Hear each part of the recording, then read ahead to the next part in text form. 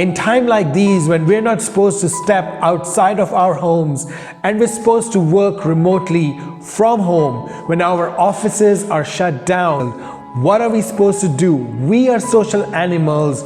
We like to interact. But in time like these, when we cannot interact, this is going to grow some of the anxiety and depression. Now, what is the solution? How can we have an effective team meeting? In any organization, communication is the key. As we're in a habit of communicating face to face, we know how to get things done.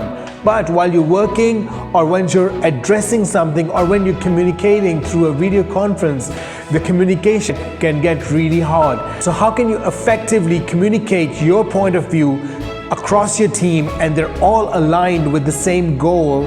Today we'll talk about it.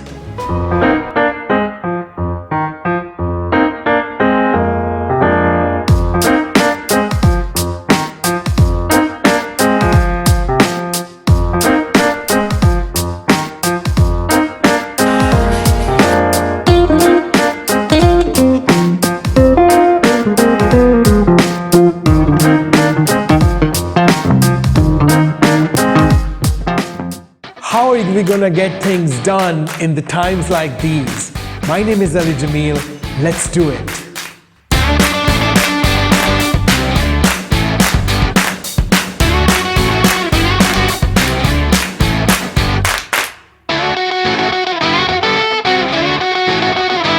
Thing that I would like to talk about, which is very critical, very important while you're having a video conference call, is the communication. Because communication is the key for every single relationship. While we're working remotely from our home, most important thing is that we should over-communicate. There are people in the conference, those who do not talk. His or her job to communicate with everyone and to make everybody talks and everybody gives and provide their valuable feedbacks. So in these times of working remotely, try to over-communicate, which you will not do in a meeting face-to-face. But over here, it's time for you to talk more so you can express yourself and you can get your point through. And for a good manager, it's very important to set up expectations.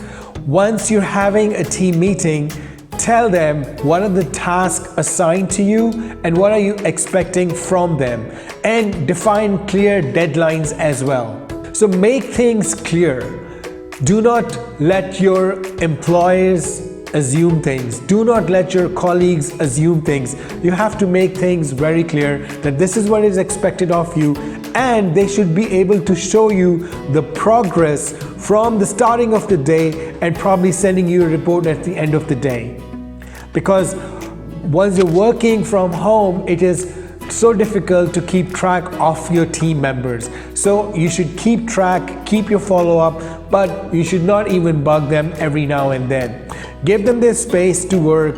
Maybe you can assign tasks in the morning and then check with them in the evening and how the progress is, just to check on the status of what the progress is and how much they have done so far. And make sure everybody gets the same working hours and the priorities should be set in the morning.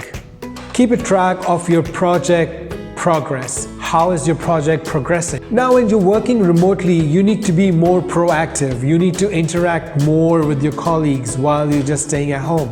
Probably maybe you need to send them an email every single day of the tasks that they're supposed to do, or maybe you can decide those tasks within. If you need to resolve an issue, what you should do is write an email or send them a text message, but right after that, give them a call so that they understand clearly what is expected of them and what are they supposed to do. Because sometimes the issues get resolved more quickly over the phone rather than having an email war game. Return to your emails promptly or to your text messages promptly, because while you're working at home, time doesn't pass as quickly as it does. Time is the key here.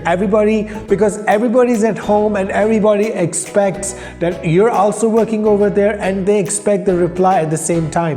So be prompt in replying to your emails and to your text messages. One most important thing that we all tend to forget is we do not have a meeting facilitator. So appoint someone to become a meeting facilitator, because whenever we're having a video conference call, let this facilitator introduce us with the agenda, and this agenda should be emailed to everyone who's going to participate within the video conference call, so that everybody knows what are we going to talk about, and they do not have to brainstorm right there and then what are we going to talk about. And if we do not have an agenda, everybody's going to keep coming in with different questions and queries, and which is going to actually drag your meeting. So have a facilitator to actually control the whole meeting. This facilitator can also help us in running the meetings smoothly. Another most important point is that you need to arrange a meeting facilitator who should keep track of your time. You only have few minutes for your video conference, so try to use every single minute in a very effective way. Now, this meeting facilitator, his job is to actually make sure that every single point is being discussed in a meeting, and every point is given an appropriate amount of time. He actually take care of all the drags of the points and tell people to stop and come back to the point if the conversation is going in a different direction. All the issues and the problems should be discussed in a meeting, and if we have the agenda with us beforehand, we can always come up with a solution, and once we're in the meeting, we can just present the solutions in front of each team member. Another important point is to keep things concise. There's a quote, it says, "Meetings which are dragged are the killer for the productivity." So try to keep your meetings short, simple, and concise. Let people know what the meeting is all about and who is responsible for what task. Do not add unnecessary people, just have the key stakeholder within the meetings so that the decisions are made right there and then. Send a calendar notification for everybody who's supposed to attend the meeting. Practice the meeting's etiquette. Respect each other's time and try to come to the meeting on time rather than everybody's waiting for you to come and join the meeting. Working from home nowadays, it's not really important to have video conference call every now and then for even small matters. If the matter can be resolved over a phone call or an email, use that. It's not important that for every single thing you should have a video conference call. Sometimes if you want to discuss something, rather than writing 2 paragraphs of an email, it's better to call up the person. But if you don't want to call, it's okay. You can go on a video conference call, take a video call and talk face to face, because in these times we cannot talk face to face. I recently joined an organization and most of the people I haven't still met because of the situation nowadays. But what I was thinking was this video conferencing has actually helped me develop good relationship with them, because I can see their faces, I can see their expressions. It's a good tool to have a good team bonding with these people, and you get to know each other more about them rather than just writing an emails or talking over the phone. So a face-to-face conversation does break that ice, and you can develop a good and nice relationship with your team members.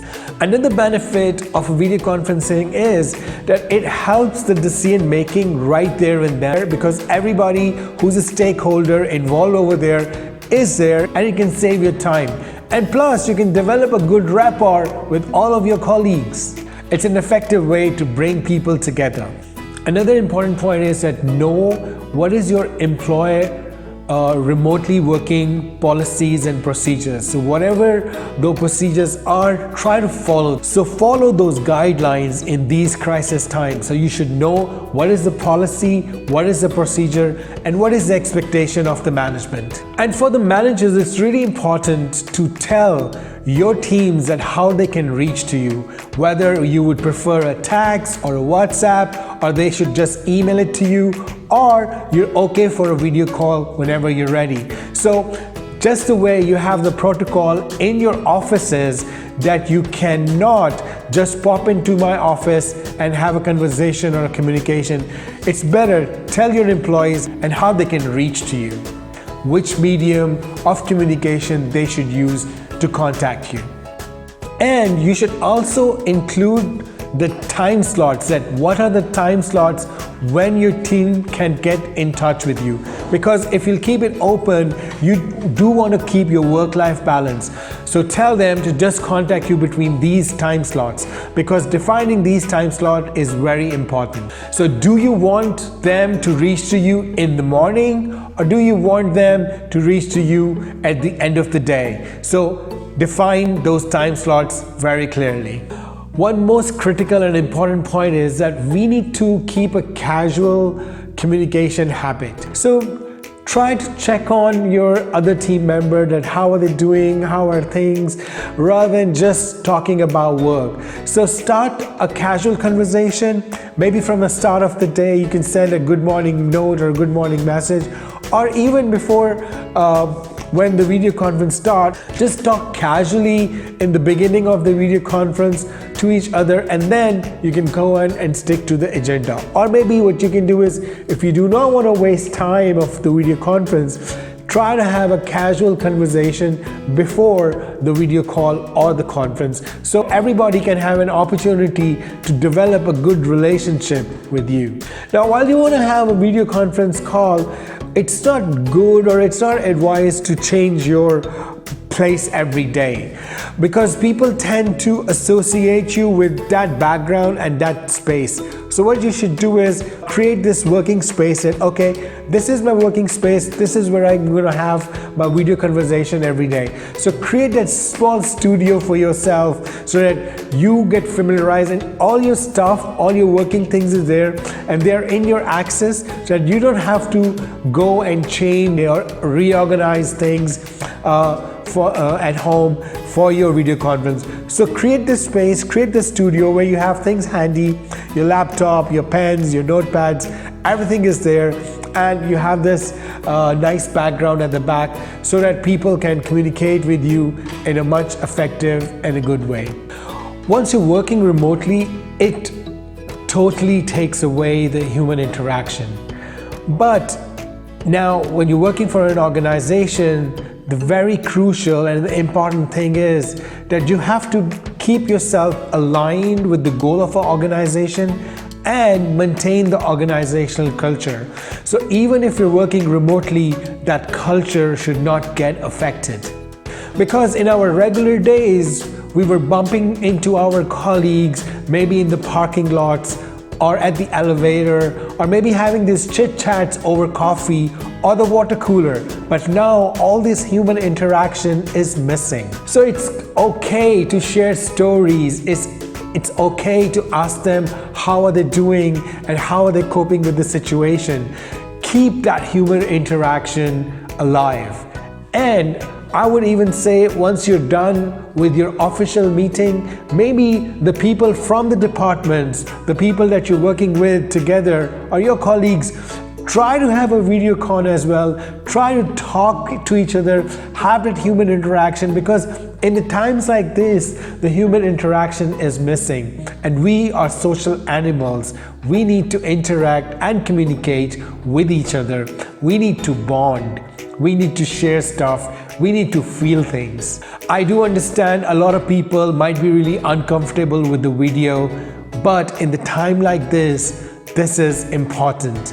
This is important to develop that relationship, and for you as well to feel good that you had this interaction with somebody who cared on the other side. So connect with your teams in a human way.